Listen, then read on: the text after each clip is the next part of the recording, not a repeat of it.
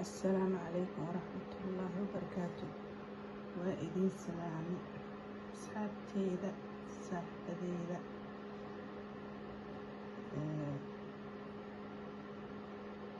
familkeyga dhammaantiina waa idin salaamay. maasha allah, waa ku mahadsantihiin mar walbo daawashada ay daawatiin iyo taageerada ay taageertiin. marka waxaan idin leeyahay meel aan meesha joogtiin waqti alla waqtiga inay tahay waqtiga anay wacnaado. maanta waxaan ugu qaybsanaa saa ugu barateen baasto yaro oo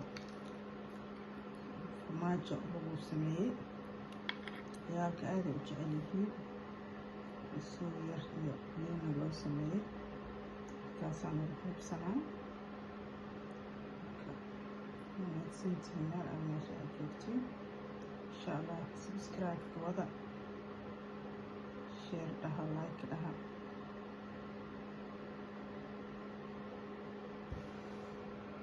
waa mahadsantihiin. asalaamu calaykum.